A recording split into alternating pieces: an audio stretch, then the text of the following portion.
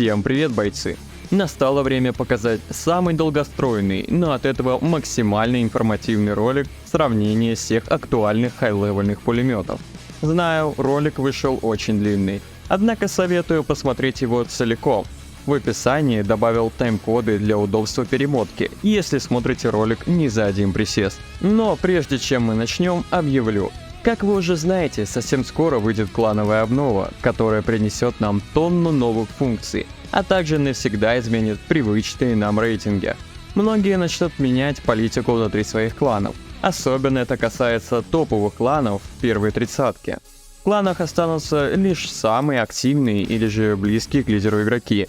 А посему есть повод задуматься, в каком клане стоит бросить свой якорь и с кем двигаться к новым целям.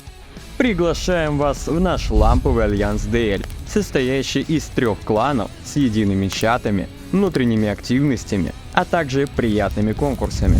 Между прочим, именно сейчас проходит конкурс во всех 3 составах с ошеломительными призами. Если вы хотите стать частью нашей огромной семьи, то это отличный повод присоединиться и играть в удовольствие. Спасибо за внимание, и все же перейдем к самому ролику. Итак, первым у нас будет МГ-34, ставший доступен к покупке за кредиты, но от этого не растерявший свою прыть. Общая цена на покупку выходит 64 тысячи кредитов. Немало, но и не сказать, что слишком много. Вполне сбалансировано. То, как пулемет ведет себя в бою, лично мне понравилось. Убийства идут бодро, ближняя и средняя дистанция – его конек. Далее начинаются проблемы. Слишком уж сильно падает его урон. На контракты пойдет. Делать убийство на дальняк будет, конечно, гемор. Патронов хватает за глаза. За одну жизнь в большинстве случаев не нужно будет перезаряжаться. Хотя скорострельность очень приличная. А даже если патроны закончатся, перезарядка довольно быстрая. Сильных проблем не доставит. Прицел у пулемета необычен. Играть им с непривычки сложно. Придется привыкать. Лично для меня такой вид прицелов очень даже заходит. Интересно, не однообразно, но опять же не для всех.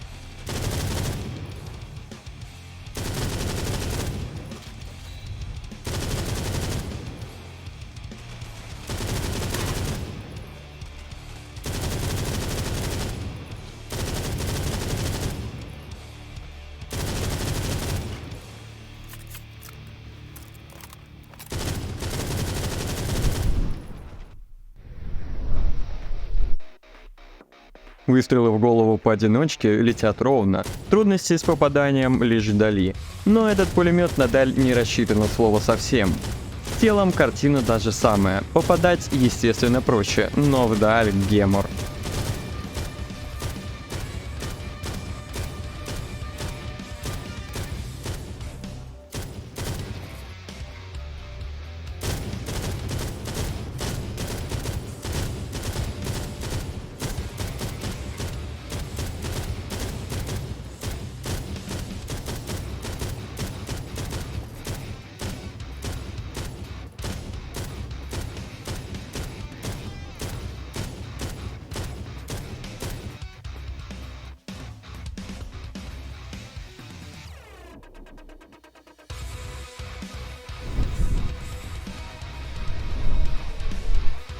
Вот так выглядит картина стрельбы по другим броням. Если нужно, скриньте.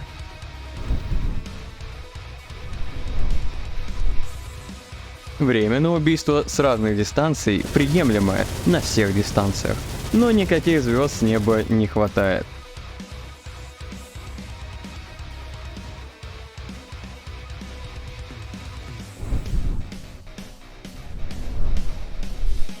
Скинов аж целых 3. Вполне неплохие, но не самые лучшие из нашей шестерки. Но это все равно на несколько голов выше Стингера, на котором их нет вовсе. Тут нам и огненные руны, и цыганские барокко, и очень красивый и теплый новогодний скин. Его хочется видеть на большем количестве амуниции.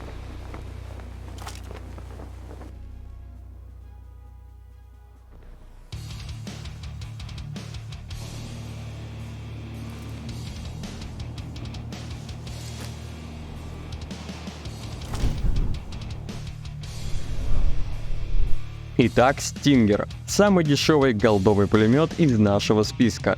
Стоит 36 тысяч голды со всеми обвесами.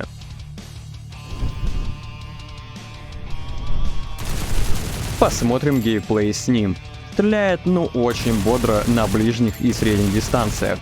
При хорошем контроле разброса вдаль бьет достаточно точно. Из всех пулеметов это самый оптимальный пулемет на даль.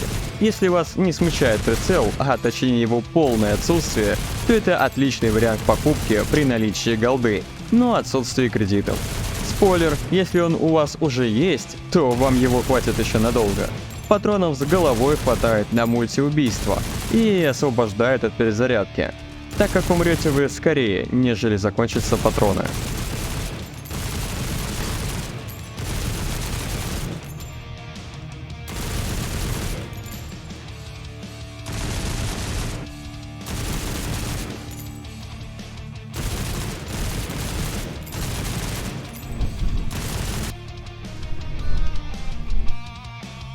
Выстрелы в голову и тело примерно как и у МГ-34 по итогам теста.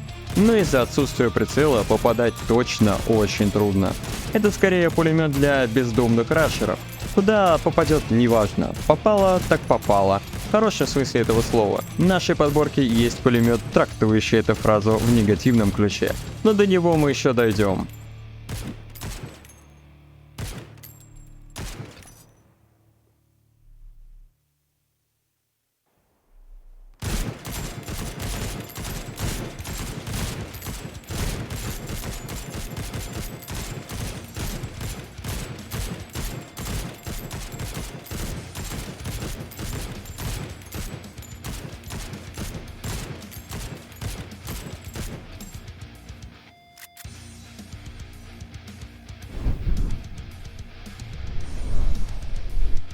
Вот вам табличка со всеми остальными бронями. Кстати, М, Р, ШТ — это медик, разведчик и штурмовик.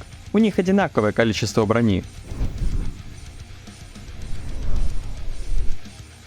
Время на убийство с разных дистанций дает дикие результаты, что удивительно, хотя виной всему отличная кучность, чем вы убедитесь позднее в ролике. Так что феномен этого пулемета вполне понятен. Прямые руки равно ноги. А вот скинов нам не завезли. А жаль, ведь это очень известный пулемет с необычным появлением и авиационными корнями. Скин в таком раскрасе прям напрашивается. Надеюсь, разработчики не забудут про него. МГ-30. Много обвесов, ценник в 34 тысячи голды в полном фарше. Довольно недешево с учетом его недостатков. МГ-30 – пулемет, который очень метит на территорию автоматов. Однако там его обламывают, говоря, мол, парень, ты не из наших. У него очень сильный разброс, который нужно хорошо контролировать. Спасает его самый удобный прицел из рассмотренных пулеметов. Он находится там, где действительно удобен. В руках он ощущается легким. Бегаешь с ним бодро. Перезарядка моментальная. Патронов хватает. На ближней и средней дистанции он мог бы нагибать, быть более мощным, ведь для него средняя дистанция начинается там, где у других пулеметов уже давно падает урон. Поэтому в тестах он не наберет баллов за это, но если вы грамотно будете пользоваться фичей и выводить противника на среднюю дистанцию для него, оставаясь в своей ближней, вы будете нагибать все пулеметы в округе. Вдаль он очень трудный из-за своего разброса. На контракты издалека потянет, но с натяжкой. В остальном проблем не будет.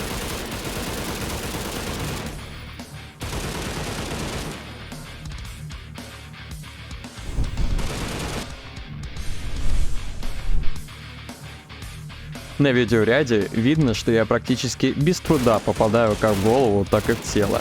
Это обусловлено близким к экрану прицелом, однако в бою разброс будет мешать вам. Это вы увидите буквально через минутку.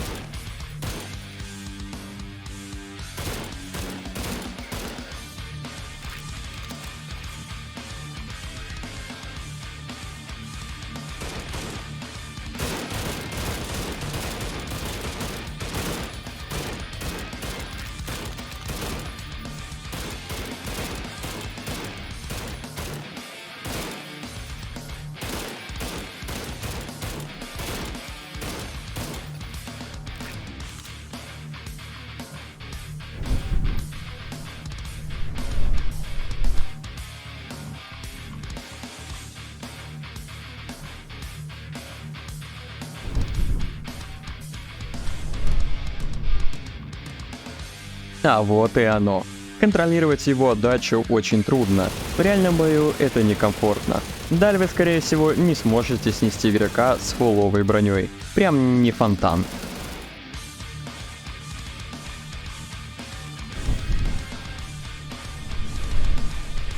А вот со скинами все неоднозначно. С одной стороны, их всего-то 2, но с другой они очень красивые. По сути, с этого пулемета пошла эра красивейших скинов УВХ. Греческая медуза и глубинный мегалодон, придающие пулемету образ подводной лодки. Круто!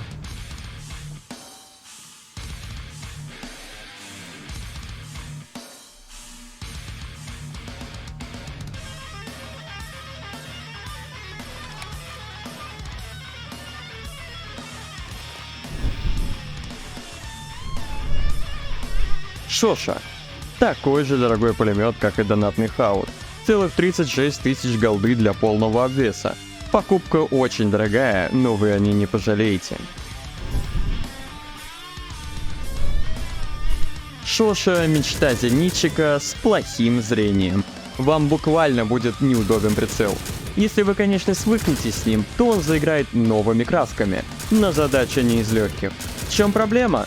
Если на ближней и около средней дистанции вы видите в него противника, то на дальней дистанции он просто заслоняется мушкой прицела. Так что куда вы там попадете, решит великий бог рандома. Возьмем в учет еще то, что вдаль он аимится крайне неохотно. Остается заниматься только добивашками. Хотя если вы умерите свой пыл и начнете стрелять по одному патрону, вы получите неплохой результат, так как в таком формате разброс близится к нулю. Патронов у него крайне мало, зато урон дикий, перезарядка мгновенная. В целом, из всех пулеметов это второй по удобству после Стингера. Вполне понятно, за что ты платишь.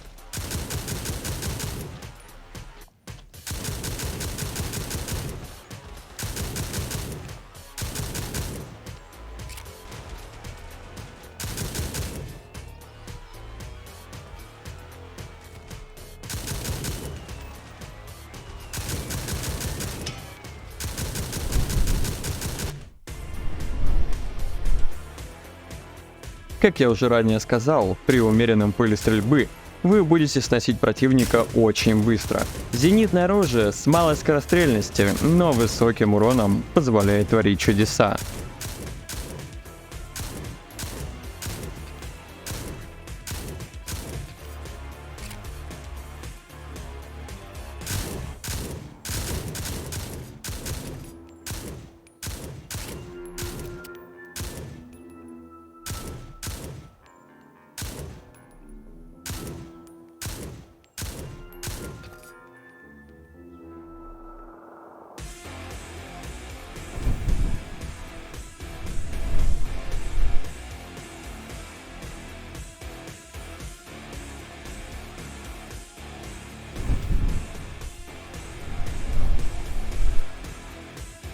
На ближней и средней дистанции Шоша показывает отличное время убийства, а вот дальняк посылает далеко и надолго, как и всех, кто называют его Чао-чатом.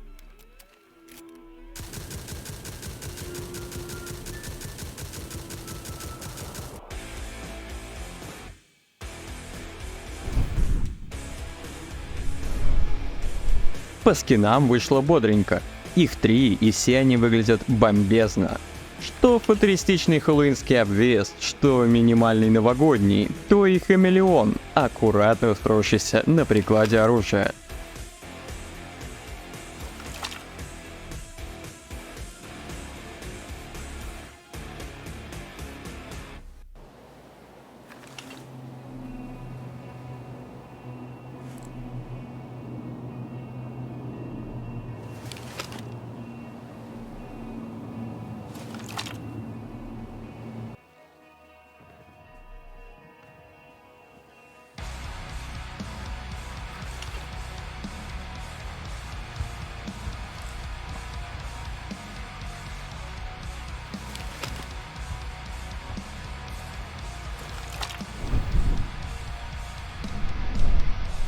Максимка.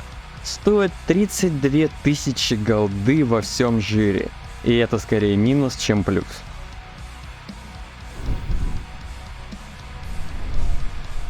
Почему же минус?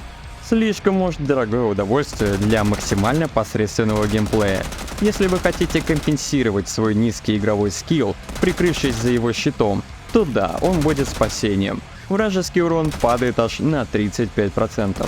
Однако это не бонус, а вынужденная мера, ведь эту махину вы никуда не донесете. А посему единственно верный геймплей для вас — живой стационарный пулемет. Без права на разнообразие. Причем стоять вам придется как можно ближе к противнику. Ведь его конский разброс вдаль убьет кого-либо лишь в следующей жизни. Хотя вру. Вам захочется убить себя раньше. Прицел как бы есть, но как бы и нет. Можете смело про него забыть и вовсе не пользоваться. Он вам не поможет. Патронов тьма. За жизнь вы и третий не настреляете. Так что самую долгую перезарядку вы навряд ли увидите.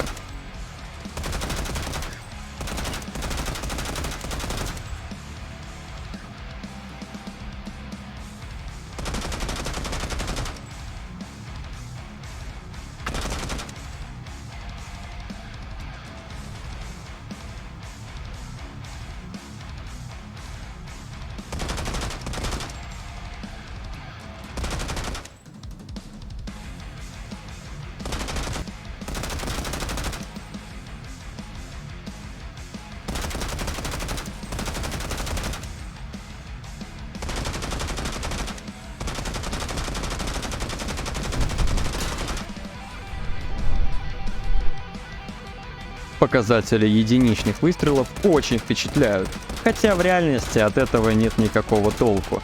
Для каких-нибудь статистов это красивая бумажка, а для тех, кто знает, как она на самом деле, смех, да и только.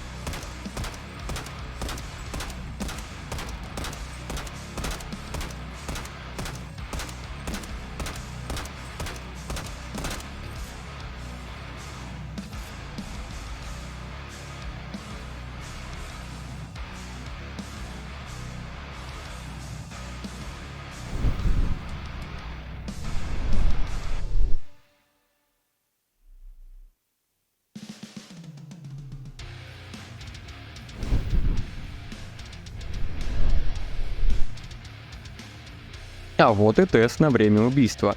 Тут все встает на места. Высокая скорострельность и низкая частота попаданий. Абсолютно средний пулемет во всем.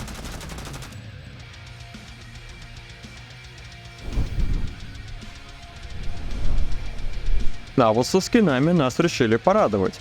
Тут вам и дикая скандинавская кошка, китайский дракон, чертов выпущенный кракен, продырявящий вам ствол. Так еще и безумно круто анимированный танковый скин.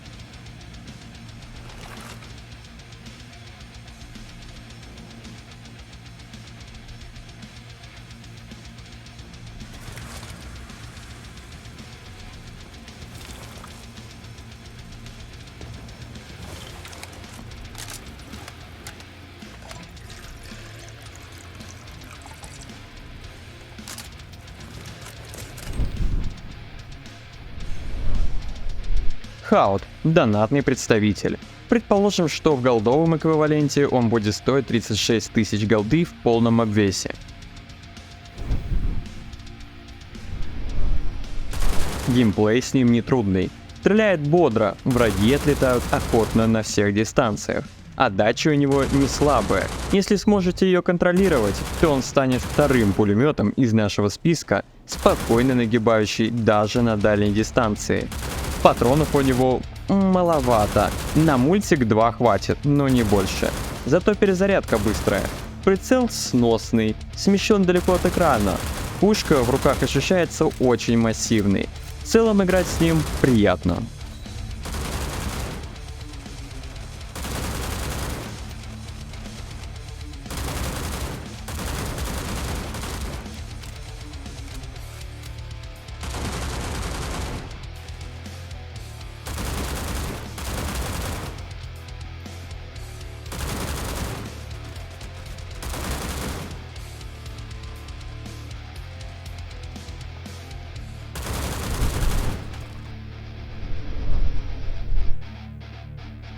Единичные выстрелы идут на ура. Выцелить противника несложно, урон достаточно большой. По ощущениям напоминает смесь Шоши и МГ, что-то среднее между ними.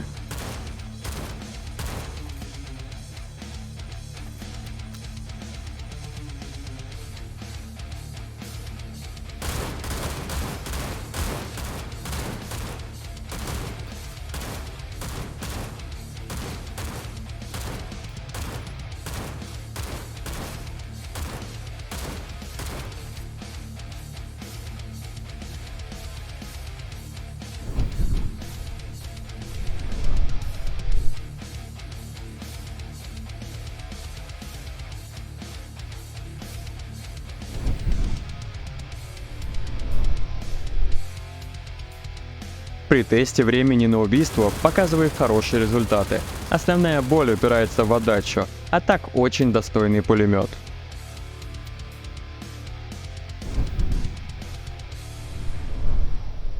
Скины на хаут вышли довольно интересные и сдержанные. Тут вам и авиационный стиль, и мега красивый скин с флагами союзников, а также анимированный скин с молнией.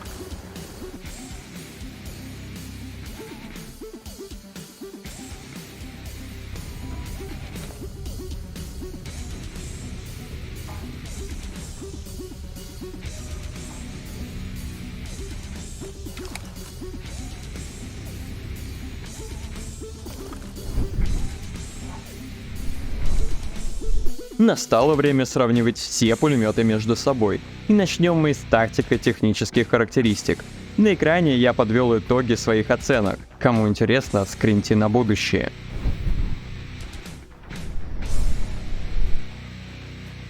Немаловажным фактором является перезарядка. Кто знает, когда в бою она застанет вас в самый неподходящий момент. Аутсайдеры в этом вопросе ожидаемо Максим Миниган и, на удивление, Стингер.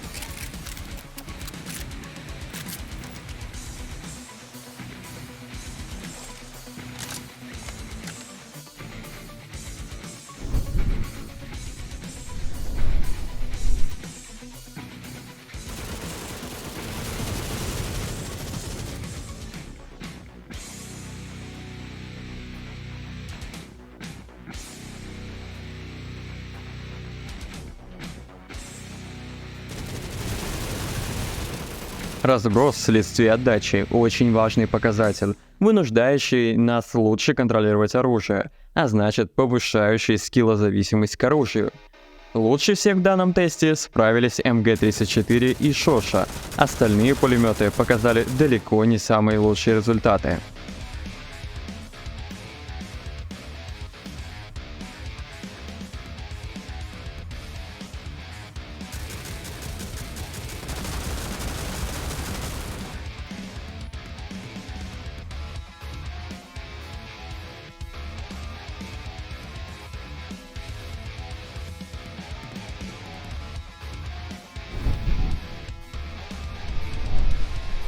Тест на кучность, по сути, вытекает из предыдущего видеоряда, но с поправкой на контроль отдачи. Возможно, не самый лучший тест, проведенный мной, но более наглядный. Если бы я контролировал отдачу, мы бы получили довольно схожие результаты. Не забываем, что я же читер, играющий без отдачи, по мнению некоторых моих зрителей. Настало время подвести итоги. Перед вами сейчас появится таблица с оценкой всех ранее показанных этапов сравнения и тестов. Для наглядности объясню, какая иконка чего значит. Слева направо – технические характеристики, стрельба в тело или же в голову на разных дистанциях, время убийства на нише, перезарядка, прицелы, отдача, кучность, а также удобство в бою. По итогу выходит, что самый крутой пулемет Шоша, за ним идет донатный Хаут, а после уже все остальные. Какие выводы делаем? Устраивает прицел Шоши, берем его. Выбор номер 1. Не нравится, тогда отстегиваем безналичными и берем Хаут. Ну или же ждем, когда он станет за голду. Если нет голды, но есть кредиты, то МГ-34 вам хватит с головой. Не так уж и сильно он уступает. Если же нет кредитов, то Стингер станет малой кровью в голдовом эквиваленте. А вот МГ-30 или же, упаси боже, миниган брать не советую. Все же при сравнении, как бы они ни набирали баллов, играть с ними не так приятно, как с остальными представителями семейства. А на этом всем спасибо, кто досмотрел до конца. Оставляйте свои комментарии, подписывайтесь на канал, с двух ног бейте в колокольчик и не забывайте про лайки. А также заглядывайте в описание, там есть все условия конкурса, а также все необходимые ссылки для связи со мной. Всем спасибо и до новых встреч в следующих видео.